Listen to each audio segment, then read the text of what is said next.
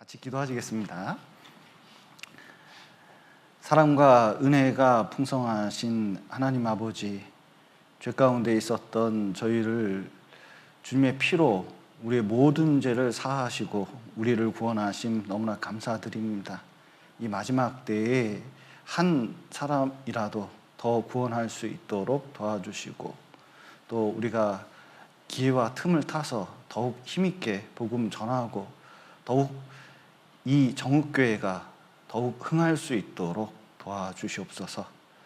또 우리 삶 가운데 많은 것들을 도와주셔서 우리 건강과 또 삶을 지켜주시고 또 그 은혜로 더욱 힘있게 주의 일을 할 수 있도록 도와주시옵소서. 오늘 교제 시종도 주님께 맡기며 예수님 이름으로 기도드렸습니다. 아멘. 요한복음 3장 보시겠습니다. 요한복음 3장 구역 모임 때는 요한복음을 배우고 있습니다.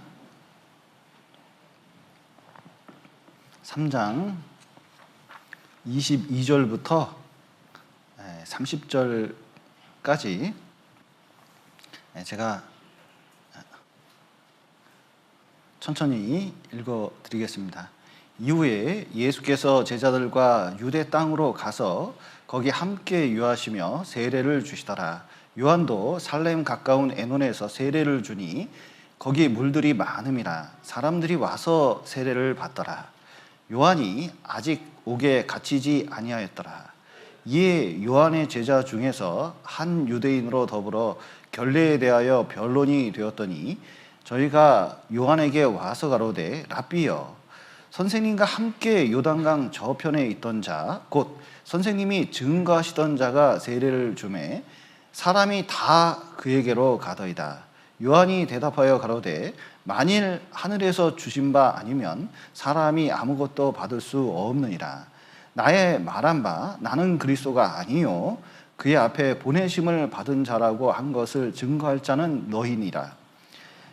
신부를 취하여 신랑이나 서서 신랑의 음성을 듣는 친구가 크게 기뻐하나니 나는 이러한 기쁨이 충만하였노라. 30절은 같이 읽겠습니다. 그는 흥하여야 하겠고 나는 쇠하여야 하리라 아니라. 예수님께서 이제 니고데모와 대화를 하시고 그리고 유대 지방, 그러니까 조금 예루살렘에 있다가 밑으로 좀 내려오신 겁니다. 그래서 거기서 물들이 많아서 이제 세례를 주기 시작하셨습니다. 특별히 그 근처에 물이 많았으니까 세례 요한도 세례를 주었습니다. 당연히 이제 이름하여 세례 요한이니까 세례를 통해서 사람들의 회개를 이끌어내고 있었거든요. 그래서 세례 요한은 그때 당시에 예수님보다 6개월 먼저 태어났고 또 광야에서 엘리야처럼 약대 털옷을 딱 입고 석청을 먹으면서 아주 석청과 메뚜기를 먹으면서 힘있게 이제 말씀을 전했기 때문에 엘리야처럼 기적이 없었는데도 불구하고 많은 사람들이 이 세례 요한을 마치 그 메시아처럼, 때로는 선지자처럼, 그리고 그 시대의 가장 중요한 인물로 떠받치고 그리고 많은 사람이 모였습니다. 그러니까 세례 요한의 인기 절정인 상태가 되었습니다. 지금으로 따지면 신생 교파가 생겼는데 자리를 딱 안착하고 굉장히 이제 대형 교회가 된 그런 모습을 가지고 있습니다. 그래서 예수님께서도 세례 요한에 대해서는 여자가 낳은 중에 요한보다 큰 자가 없도다 이렇게 말씀하실 정도로 굉장히 이제 중요한 인물이고, 그때 당시 종교가들, 그러니까 예루살렘에 있던 종교가들도 세례 요한만은 부인할 수가 없었습니다. 그래서 예수님께서 그 바리새인들에게 시험 당할 때, 제사장에게 시험 당할 때도 예수님이 세례 요한이 어디서로부터 왔느냐? 그 하나님에게서 왔느냐? 하늘로부터냐? 아니면 사람에게냐? 이렇게 이제 물어봤습니다. 근데 유대인들이 생각하면 하늘에서 왔다 그러면 왜 그 말을 안 듣냐 그럴 것이고, 사람에게서 왔다면 사람들이 다 선지자라고 그러고 자기들 보기에도 선지자 것 같은데, 그러면 이제 모순이 생기잖아요. 우린 모르겠다? 그러고 가버렸거든요. 그러니까 유대 종교가들도 세례 요한을 아주 중요한 인물로 이제 생각을 했습니다. 그런데 예수님의 제자들이 거기서 세례를 많이 주셨어요. 여기 이제 좀 오해가 있긴 한데, 여기 22절 보시면 이후에 예수께서 제자들과 유대 땅으로 가서 거기 함께 유하시며 세례를 주시더라. 그러니까 예수님이 세례를 주신 것처럼 표현되어 있지만 4장 1절에 보시면 예수의 제자를 삼고 세례를 주는 것이 요한보다 많다 하는 말을 바리새인들이 들은 줄 주께서 아신지라. 예수께서 친히 세례를 주신 것이 아니요 제자들이 준 것이라. 이렇게 되어 있는데 실제로는 누가 줬어요? 제자들이 줬는데 예수님께서 주신 것처럼 이제 생각을 하는 겁니다. 그래서 어떤 사람은 이렇게 얘기하잖아요. 이요한 교회 다닌다. 이렇게 이제 설명하는 사람도 있습니다. 사실은 정읍교회가 서울교회하고는 틀리잖아요. 그래도 그렇게 이제 취급하는 식으로 얘기를 하는 거예요. 그런데 제자들이 이제 세례를 많이 줬는데 이제 문제는 세례 요한의 제자들에게 문제가 생겼습니다. 왜냐하면 세례 요한의 표징, 사람들이 세례 요한 딱 생각하는 것이 세례거든요. 그래서 세례를 통해서 세례 요한의 제자들을 많이 모았던 겁니다. 그리고 사람들에게 회개하라고 메시지를 전했는데 갑자기 나사렛에서 어떤 젊은 청년이 하나 딱 왔는데 세례 요한이 그를 하나님의 어린 양이라고 이렇게 이제 지적을 하는 거예요. 그래서 몇몇이 쫓아갔거든요.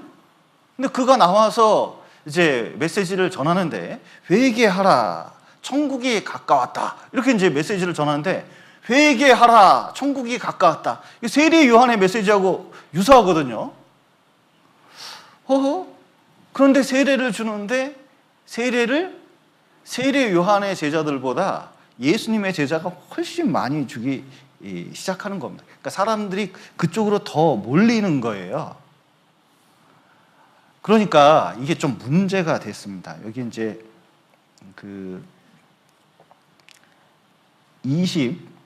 요한복음 3장 25절 제가 읽겠습니다. 25절, 26절. 이에 요한의 제자 중에서 한 유대인으로 더불어 결례에 대하여 변론이 되었더니 저희가 요한에게 와서 가로되 랍비여 선생님과 함께 요단강 저편에 있던 자 곧 선생님이 증거하시던 자가 세례를 주매 사람이 다 그에게로 가더이다. 이제 세례 요한에게 가서 이제 얘기를 하는 겁니다. 얘기할 때 결례에 대해서 변론이 됐다 그랬거든요. 그러니까 이제 여기 세례 요한도 세례를 주고 예수님도 세례를 줍니다.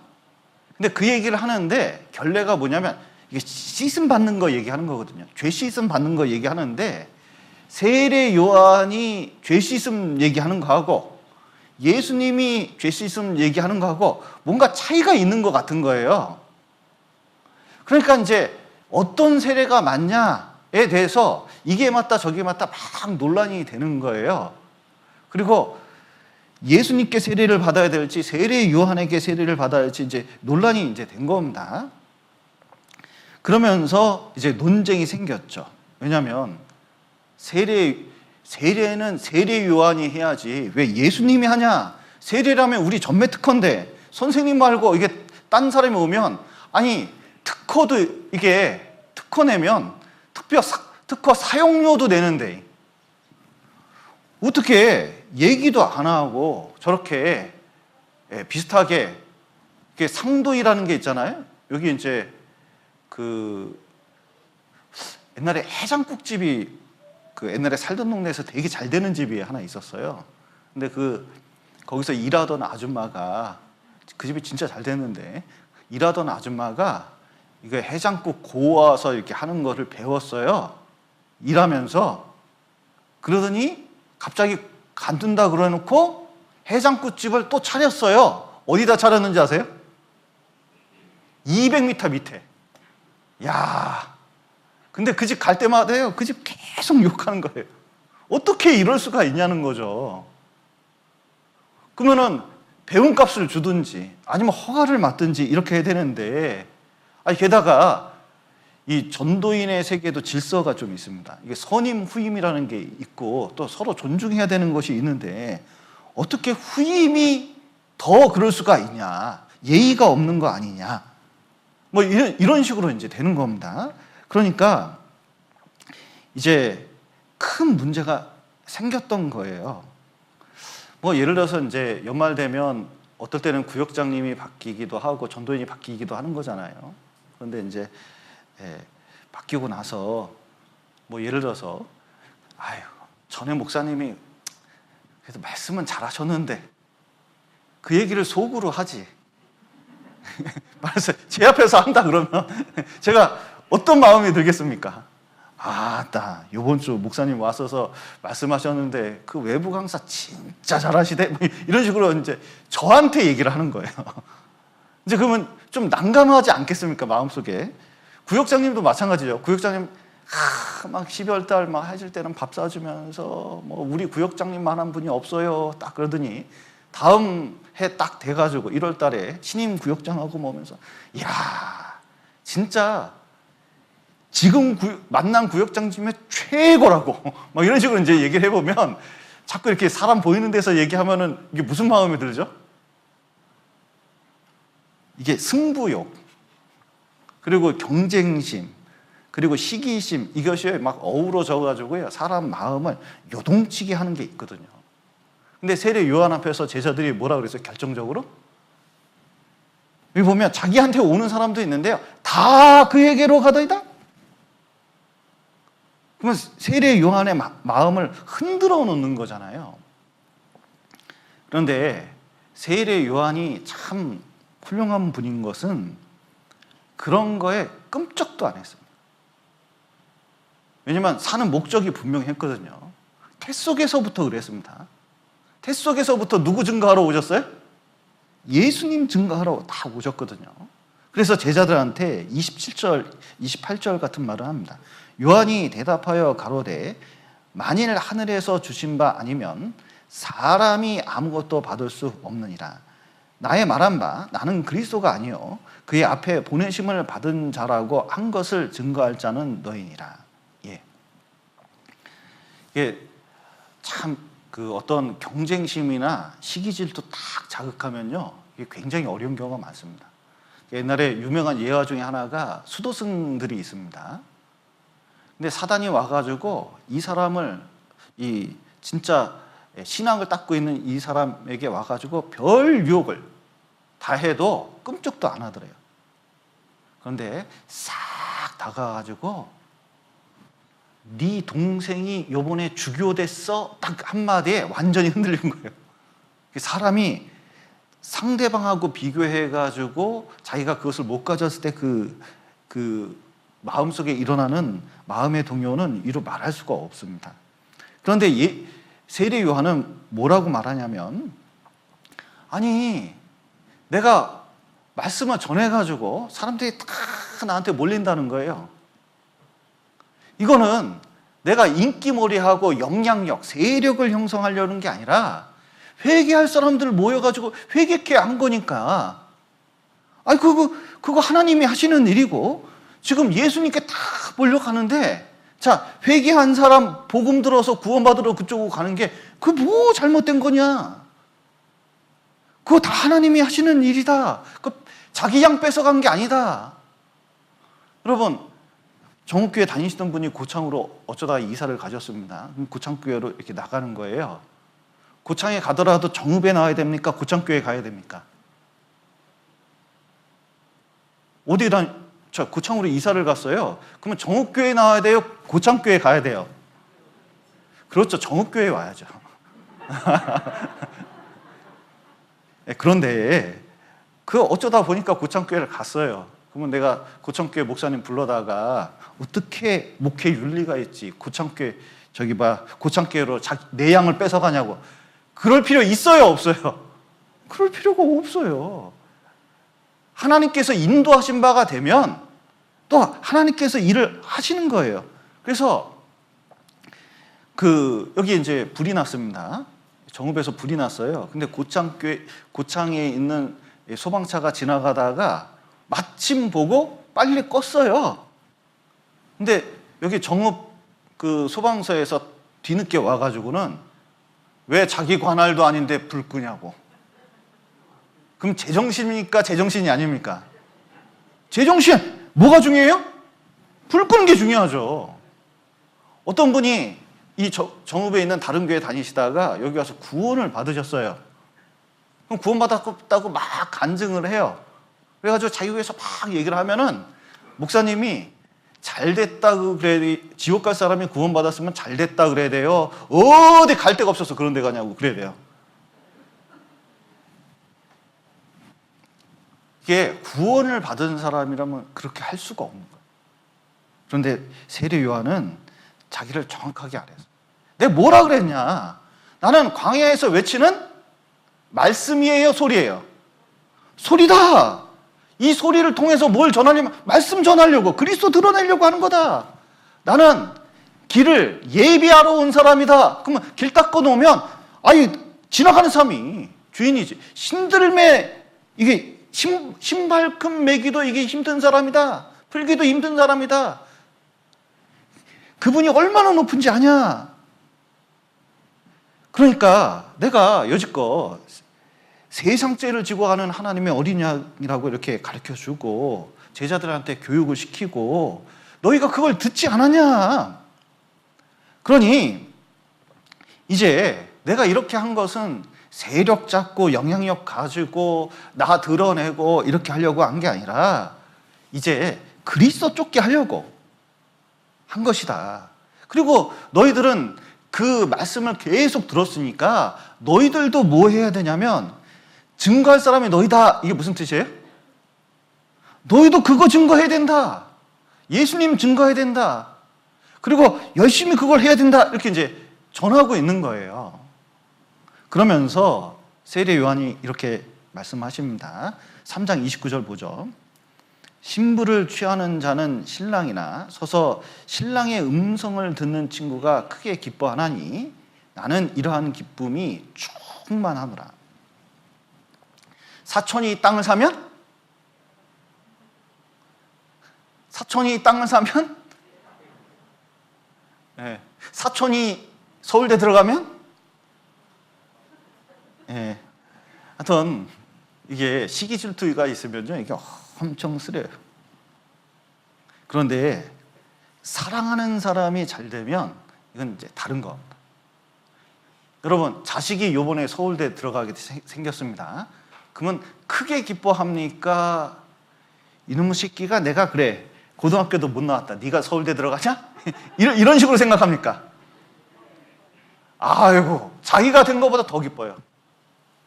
이 서울대 다니는 형제님이 계시거든요.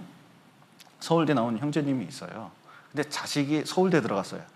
진짜 복을 많이 받았죠, 이 집은.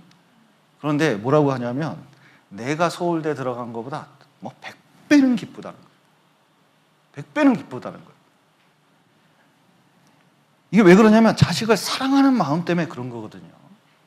여기서도 이제 신랑 친구에 대해서 얘기합니다.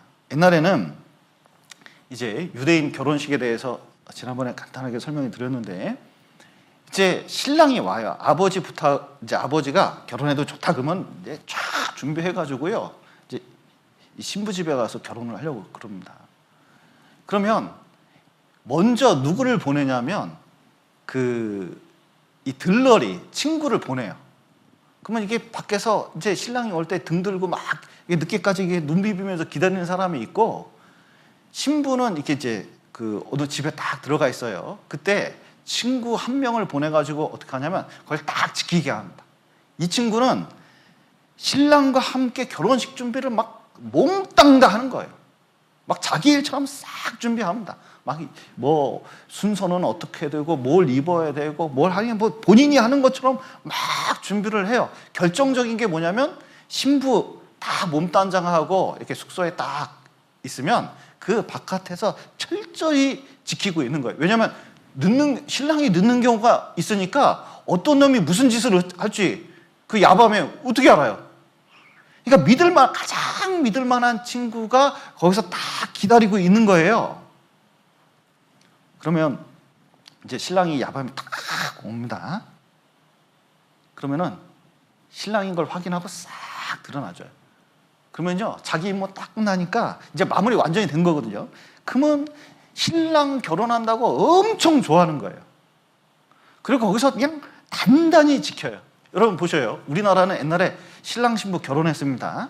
그래서 신혼방에 딱 들어갔거든요. 그럼 뭐부터 하죠? 밤에 친구들이 와서 뭐 합니까? 야, 그래서 옛날에 진짜 간이 얼마나 컸는지 모르겠어요. 그 어떻게 첫날 밤을 보내겠어요? 이러고 다 구경하고 있으면. 근데 이스라엘에서는 그건 굉장히 큰 모독이기 때문에 친구가 단단히 지켜요. 아무도 근접하지 못하게. 그것을 친구가 다 해주는 거거든요. 그러고는 어떻게 해요? 모든 게 끝난 다음에 싹 가버리면서 얼마나 좋아하는지 몰라요. 왜냐면 사랑하는 친구가 결혼을 하니까 이거보다 기쁜 게 없어요. 이게 전도인이 하는 일이고 교회에서 하는 일입니다. 여기 고린도후서 여기 붙잡으시고, 여기 요한복음 3장 붙잡으시고 고린도후서 11장 한번 보시겠습니다.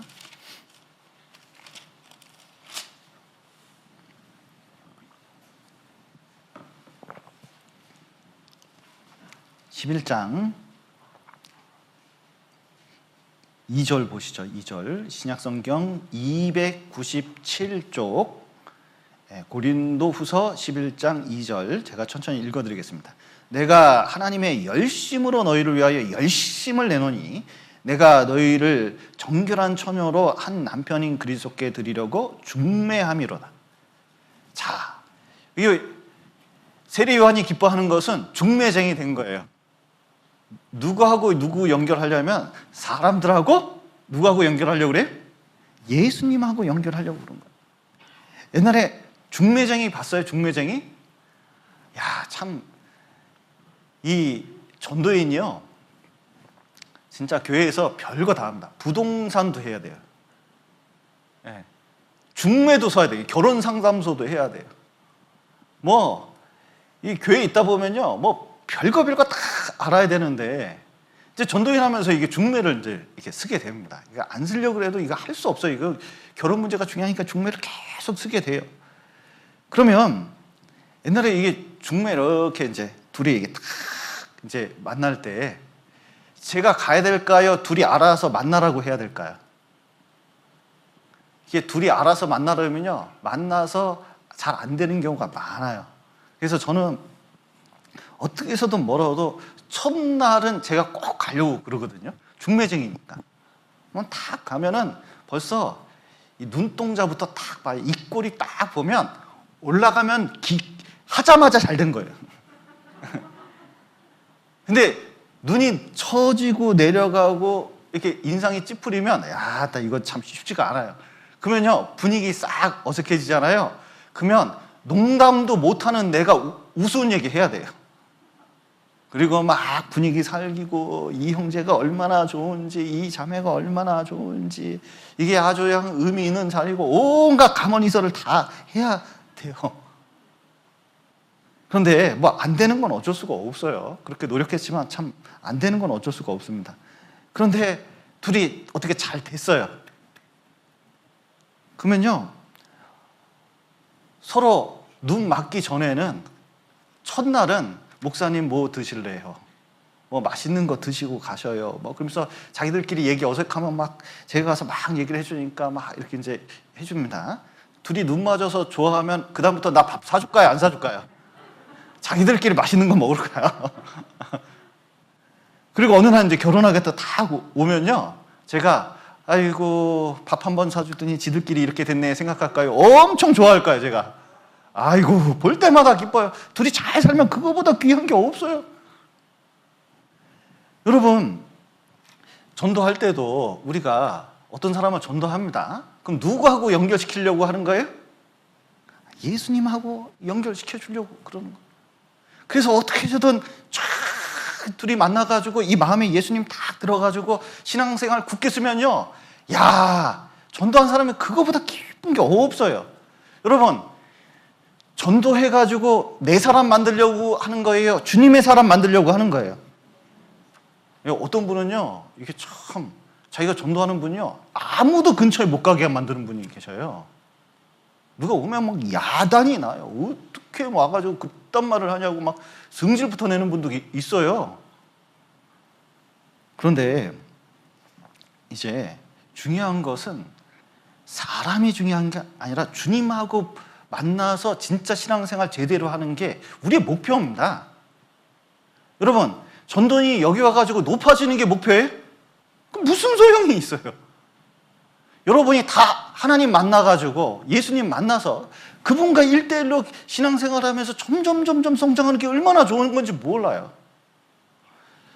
이 교회 초창기에 이제 이런 게 있습니다. 교회를 세우는데 주춧돌이 되신 분들이 계셔요. 그러면 주춧돌이 돼서 교회를 세우면 얼마나 귀한 일을 한 겁니까? 뭐 역사에 길이 남고 천국에도 길이 남을 일입니다. 근데 이제 시간이 갈수록 다 개인적으로 주님 만나고 또 신앙생활을 할 거 아니에요. 또 공동체 안에서 주님이 이끄는 대로 할 거 아니에요.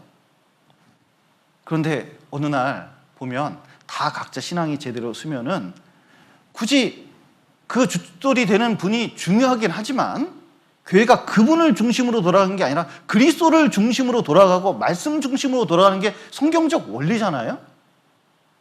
근데 어느 날 갑자기 이렇게 시간 지나 보면 뭐라고 하면, 야, 이제 안 찾아오대? 뭐 이런 분도 계셔요. 아니, 당연히 형제들이 내 집에 먼저 들려야지, 이렇게 얘기하시는 분도 계셔요.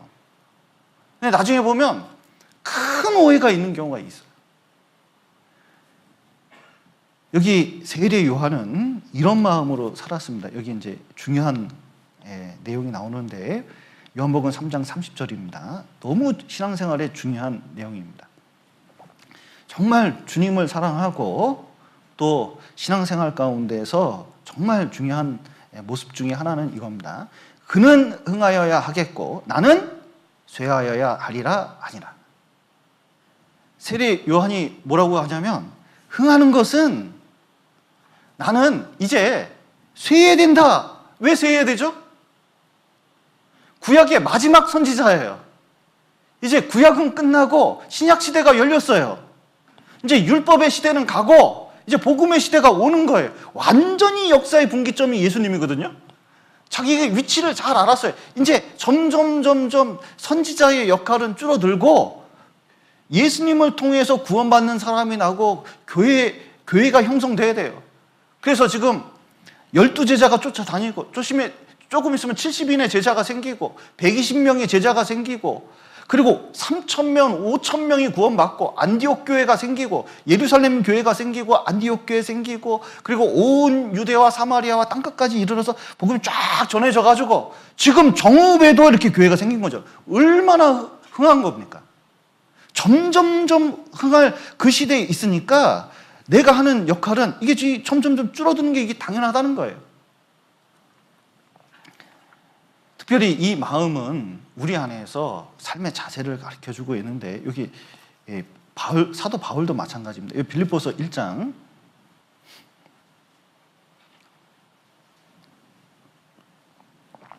20절 21절입니다. 그는 흥하여야 하겠고 했는데 그가 흥한다는 게 이런 의미를 가지고 있습니다. 여기 1장 20절 보시면 나의 간절한 기대와 소망을 따라 아무 일에든지 부끄럽지 아니하고 오직 전과 같이 이제도 온전히 담대하여 살든지 죽든지 내 몸에서 그리스도가 존귀히 되게 하려 하나니 이는 내게 사는 것이 그리스도니 죽는 것도 유익함이니라. 이게 그는 흥하여야 했고 나는 쇠하여야 하리라. 그런 마음이에요.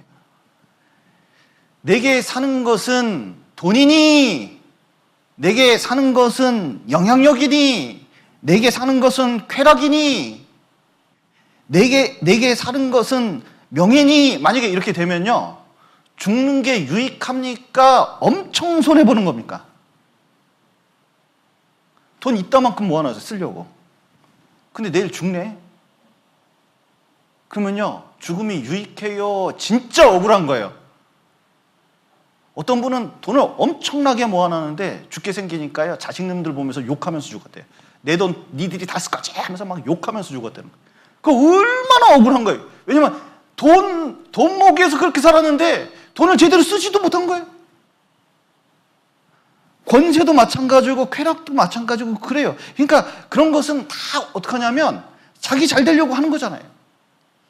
그런데 바울 사도는 내게 사는 목표는 내가 존귀되는 게 아니라 그리스도가 존귀되는 거예요. 그분이 영광 받는 거예요. 그분이 영광 받아야 복음이 전해지고 사람들이 깨닫고 그러는 거예요. 여러분, 독립투사들은 내가 역사에 독립투사로서 한 줄 내 이름을 남기겠다 이런 각오로 싸워야 됩니까? 나라가 독립하는 게 최선이다 이러고 싸워야 됩니까? 한바탕 왔는데 우리 교단에서 내 이름 모르면 안 돼 이런 마음으로 삽니까? 만약에요 광주교회든 서울교회든 막 큰 교회에서요 주변 교회에 있는데 주변에 있는 뭐 장로님들이나 뭐 지사님들 뭐 큰 교회에서 나를 알아주는 게 목표인 사람이 있어요 가끔. 그리고 교제해 보잖아요. 맨 자기에게 신앙생활은 열심히 하는데 신앙생활 왜 열심히 해요? 왜 열심히 하는 거예요 그게? 주님이 존귀케 되는 것이 아니라 뭐냐면 자기 이름 형제자매님들이 알아주는데 목표를 주는 경우가 가끔 있어요. 세력을 확장하기 위해서 하는 경우가 있어요. 그건 마치 이겁니다. 사회자가 이 가수를 소개해요. 요번에 뭐 동남아 순회 공연을 마치고 온 뭐 위대한 가수 누구 이렇게 탁 했는데 가수가 탁 나와서 이제 마이크 붙잡고 노래 탁 하려고 했더니 사회자가 갑자기 그 앞에 딱 끼어들어서 만약에 이렇게 한다면요. 이거 제대로 된 거예요? 무대 망치는 거예요? 이거 무대 망치는 거거든요. 그래서 실제로 신앙생활 가운데서 정말 중요한 자세 중에 하나가 그가 흥해야 된다. 내 이름 나오는 게 중요한 게 아니라 진짜 주님의 이름이 나오는 것이 얼마나 그리고 교회가 잘 되는 것이 말씀이 잘 되는 것이 복음이 잘 되는 것이 이게 얼마나 중요한지 모른다. 진짜 복음을 사랑하고 예수님을 사랑하고 말씀을 사랑한다면 진짜 내 안에서 그것이 점점 커질 것이다. 이렇게 이제 말씀을 하고 있는 것입니다. 그래서 이게 교회 안에서 야망이 있는 분들이 있어요. 이제 소망을 가지고 그리고 소명을 가지고 진짜 이 시대에 내가 복음 전하는데 관심을 다 가져야 되는데 이게 영향력 그리고 주변의 명성, 이름 여기에 관심을 갖는 경우가 종종 있습니다. 아유, 이 코로나만 끝나면 어떻게 해서든 유튜브를 잘라버려야 되는데 참 그러니까 자꾸 이게 누가 알아주는 것에 자기 드러내는 것에 이렇게 영향력을 자꾸 이제 신경을 쓰면요 교회 내에서요 어떤 게 있냐면 경쟁 심리가 굉장히 강해요. 경쟁 심리가 내가 어떤 사람인데 이게 나오게 돼 있어요. 그러니까 내가 이게 이제 나오는 거예요. 그러다 보면 이제 교회에서 전체적으로 중요한 것이 있는데 자기가 불리하면 절대 그거 안 합니다. 그래서 자기 영광 드는데 신경을 쓰는 경우가 많이 있어요. 그런데 우리가 축구도 팀플레이잖아요. 저는 이제 그 손흥민 선수 인터뷰할 때마다 참 이 선수가 정말 훌륭하다고 생각하는 게 골 넣고도 항상 자기가 골 넣은 것에 대해 얘기 안 해요. 뭐 얘기하는지 아셔요? 팀 얘기입니다. 팀이 이겼으면 된다. 팀이 어떻게 됐으면 된다. 난 골 안 넣어도 팀만 이기면 된다. 그러니까 팀을 강조해요. 우리도 항상 입속에 뭐가 있어야 되면 예수님, 교회 그리고 다른 사람들이 어떻게 해서든 높아지는 것이 이게 얼마나 중요한지 모릅니다. 특히 그 윌리엄 캐리라는 사람이 있었습니다. 윌리엄 캐리가 인도에서 전도를 하면서 진짜 고생 많이 했어요. 그러니까 윌리엄 캐리의 이 위인전을 한번 읽어보셔요. 그러면 정말 고생했어요. 그러다가 한번 미국에 고국에 돌아가서 이제 사람들을 만나게 됐는데 선교사 이렇게 오면 다 무슨 얘기 듣고 싶어 합니까? 뭐 자식 잃은 얘기부터 해서 그 다음에 고생하면서 복음 전하는 얘기, 그 얼마나 고생 많았냐, 막 이런 얘기 좀 할 거 아니에요. 그런데 윌리엄 캐리가 설교하는데 자기 고생한 얘기, 그래 실상 얘기 하나도 안 했어요. 예수님에 대해서만, 복음에 대해서만 설교하는 거예요. 그냥 거기에 있는 목사님이 하시듯이 그렇게 하는 거예요. 아니 좀 그때 인도 가서 고생한 얘기 좀 해달라고 했더니 난 고생이라고 생각한 적도 없고, 그리고 내가 한 그것이 아니라 주님이 하신 거기 때문에 주님이 어떻게 했는지만 말하고 싶다고. 저도 이렇게 설교를 하잖아요. 제가 이제 그 박진영 씨인가 뭐 그 한 얘기를 본 적이 있어요. 가수가 노래하러 나왔습니다. 그런데 노래해가지고 노래가 감동받는 게 중요하지, 가수가 가창력 높다고 외치는 거 있잖아요. 자기가 드러나는 거, 나 실력 좋다 이렇게 내는 것은 의미가 없다는 거예요. 저 개인적으로 설교할 때도 가장 중요한 것은 설교 다 듣고 야 우리 목사님 말 잘해. 그러면요 누구 드러난 거예요? 말 잘하는 목사 들어간 거잖아요. 그러니까 설교 내용이 기억이 안 나면 이거 다 진짜 이거 내가 진짜 본문 말씀을 좀 잘못 전했는지 모르겠다 이렇게 생각이 들어요. 그런데 설교를 듣고 예수님이 어떻게 중요한지, 예수님 앞에서 내 신앙생활을 볼 수 있다면 이건 진짜 잘 된 거예요. 예를 들어서 목사님 너무 반가워요, 목사님 팬이에요 그러면요 여러분 이게 아유 예의상 그런가 보다 그래도 속으로는 무슨 생각해요? 무슨 생각하겠습니까? 왜 내 팬이야? 예수님 팬이야지. 속으로는 그런 생각 드는 거예요. 왜냐하면 내가 뭘 잘못했구나 그런 생각이 드는 거예요. 우리는 교회에서 봉사할 때도 세력 확장이나 영향력이나 자기를 드러내고 말하고 이런 것이 중점이 아니라 주님이 어떻고 교회가 어떻고를 얘기할 줄 아는 사람이 돼야 돼요.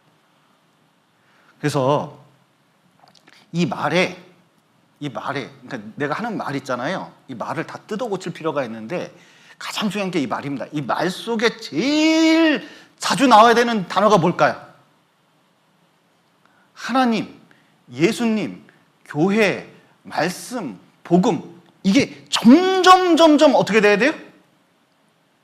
이게 흥해야 돼요. 그러니까 그게 가득 차는 게 중요한 거예요. 그게 나와야 돼요.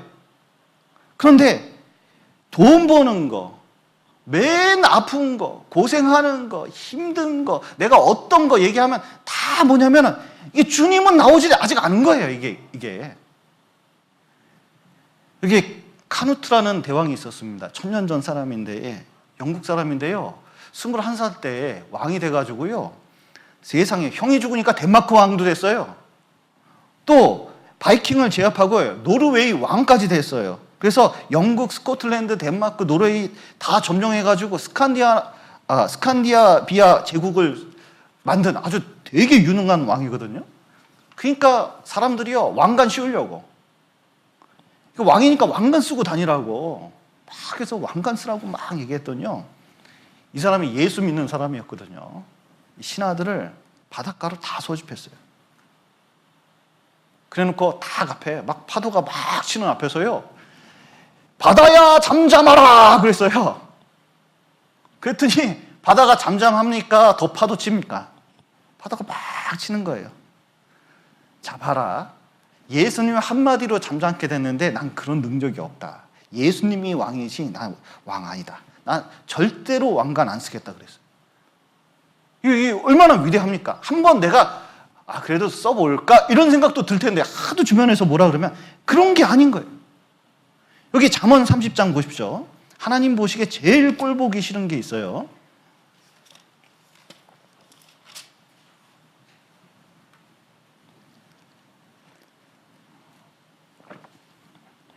여기 잠언 30장 21절입니다. 21절부터 제가 읽겠습니다. 세상을 진동시키며 세상으로 견딜 수 없게 하는 것 서너시 있나니 곧 종이 임금된 것과 미련한 자가 배부른 것과 꺼림을 받는 계집이 시집간 것과 계집종이 주모를 이은 것이니라. 예. 여기 정말 세상으로 견딜 수도 없고 이건 볼 수도 없는 게 있는데 종이 임금된 거예요. 이게 무슨 뜻이냐면 이 세상의 주인은 하나님이신데 내가 나타나는 게 하나님 보시기에는 제일 꼴보기가 싫어요. 아무리 말씀 잘하면 뭐예요? 성경 많이 알면 뭐예요? 재산 많이 가지면 뭐예요? 교회에서 열심히 하면 뭐예요? 맨 나만 나오는데. 그러면요 정말 이상한 거예요. 하나님 보시기에는 신앙을 이용해서 이렇게 하려고 하는 건가 그런 생각이 들 수도 있는 거예요. 그래서 중요한 것은 주님이 커가는 게 중요합니다. 특히 내 안에서 주님이 커가야 돼요. 특히 말씀이 커가야 됩니다. 어떻게 해야 돼요?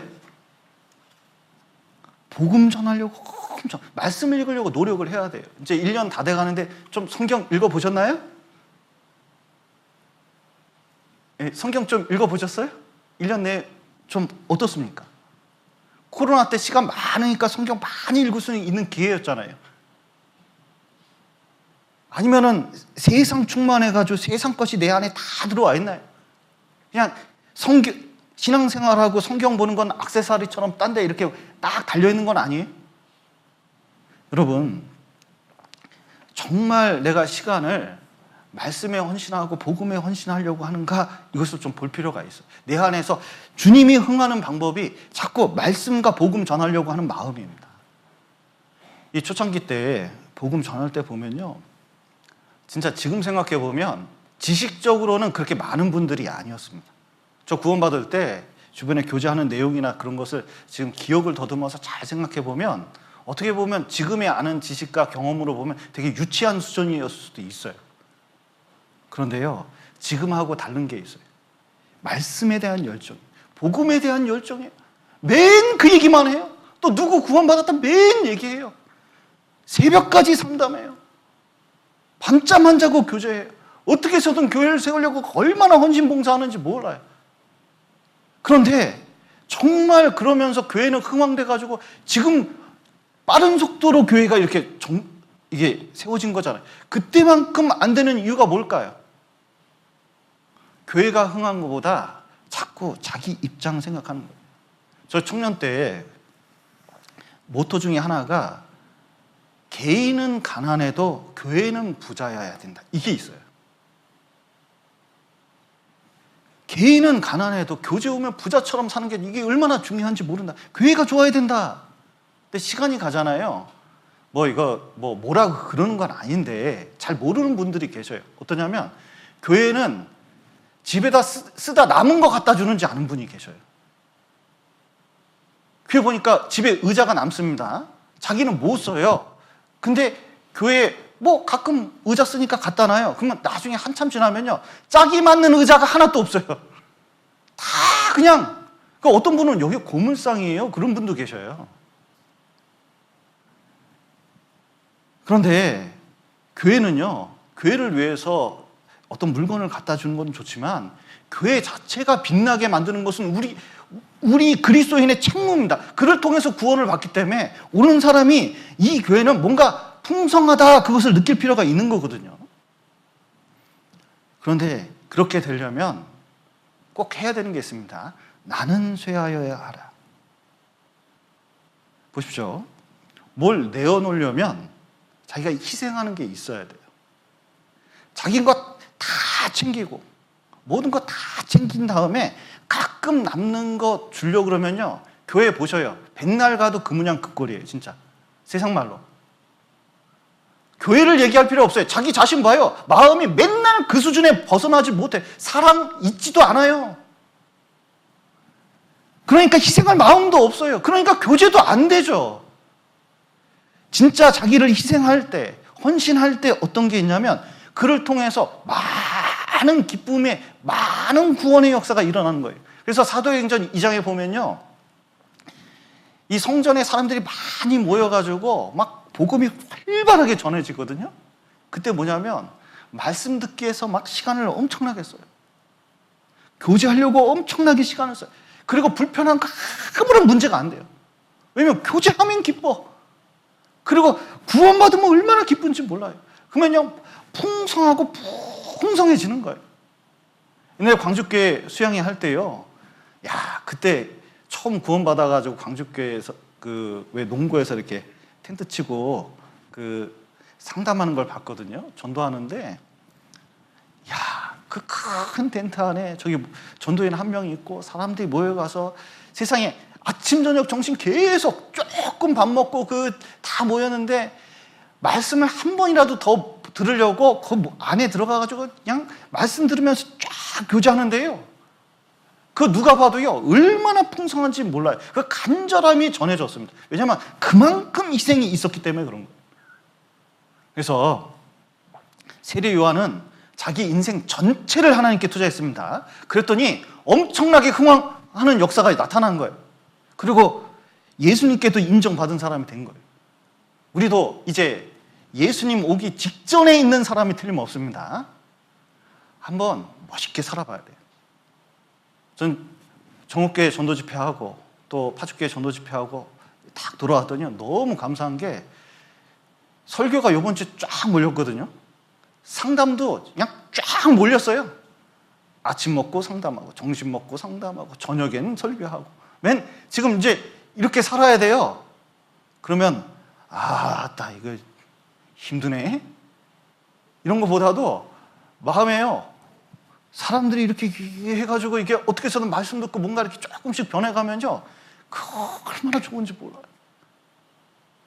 그래서 우리가 서로 힘들더라도 또 형제자매 동참해주는 게 너무 감사해요. 정교회 너무 감사해요.